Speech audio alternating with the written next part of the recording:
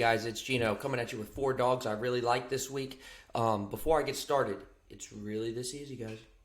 Just hit subscribe. Do it right now. Just do it. If you haven't done it, hit subscribe. Hit the notification bell so you know when I'm coming out with new content.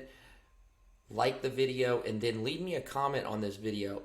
Tell me your favorite dog, or if you don't even have a dog, just say hey. Just drop in and say hey. It all it does is boost the algorithm and helps get exposure to grow our community.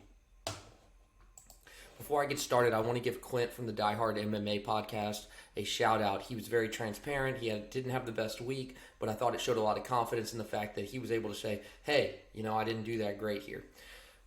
With that being said, we went 2 for 2 last week in terms of our dog calls. Usman got the method correct. Still don't think he's that good. Got the KO, TKO as we called. And then Bueno Silva got that submission like we called. Now we have Granger.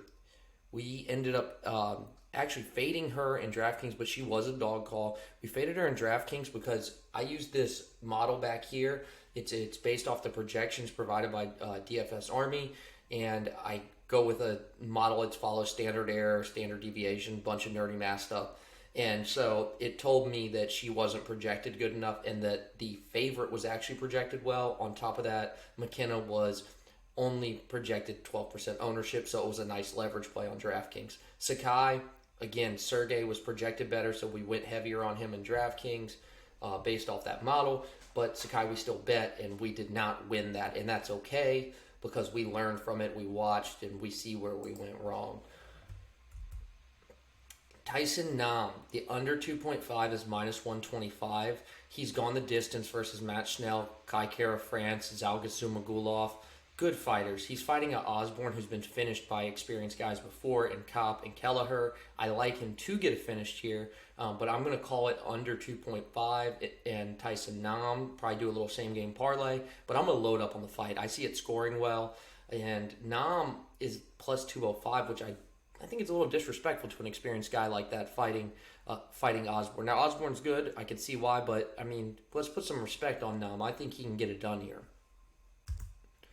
Now we have Lucas Bresky.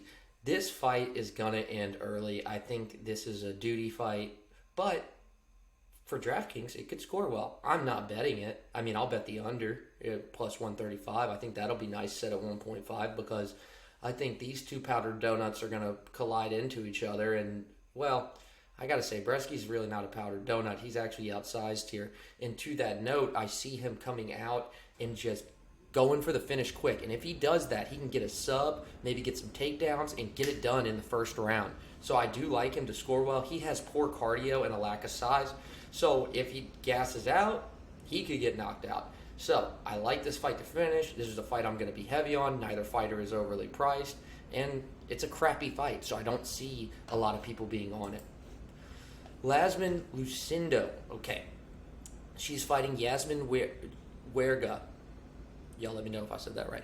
All right, Lasmin Lucinda. She's over. The over is 2.5 is minus 210. I see this. I see her being able to win here because, they're both young fighters. I think Yasmin can drop one here. She's young. She's fighting another young fighter in Lucinda who has 17 pro fights already. At plus 180, I like that. She's shown power in her film. It's a less confident play because I don't have a bunch to work with on her. There's not a lot out on her because she's fairly unknown. But she will pay well in a finish, and she's got 4 of her 7 wins in a row. She has 7 wins in a row have been by KO, TKO, which early finish at 7,500 could pay very well. And these less known people tend to go lower owned in DraftKings. But we're going to wait for ownership to see what we do. Nina Nunes. Okay, this fight I don't love, but the thing is, I would rather go with the value here, which I think is Nunes. Neither fighter has shown a bunch of amazing things in their recent outings. You have Nunes who had the kid, but she probably practices against the best female fighter of all time in her wife. So, that's got to count for something, right? But she doesn't score well on DraftKings. I'm going to have to look deeper, but this may be a possible dogger pass or may just be a full-on pass because Calvillo's going to need the takedowns, and she's fighting against somebody with a 76% takedown defense.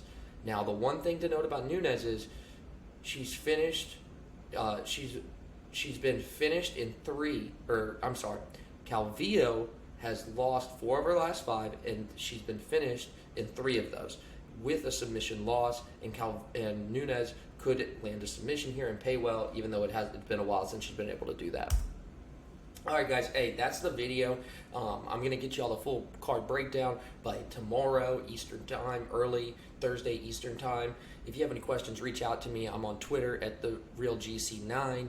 Also, if you want to get on Discord, if you want to get into DraftKings, you heard me talking about our projection systems and research stations all the time. Go ahead and hit the link, and then you can use my promo code DFLGino, and you will get 10% off. And right now, your first month is free on top of that. Great value, especially with NFL around the corner, if any of you do that as well. All right, guys, hey, good luck, and I hope everybody has a great day.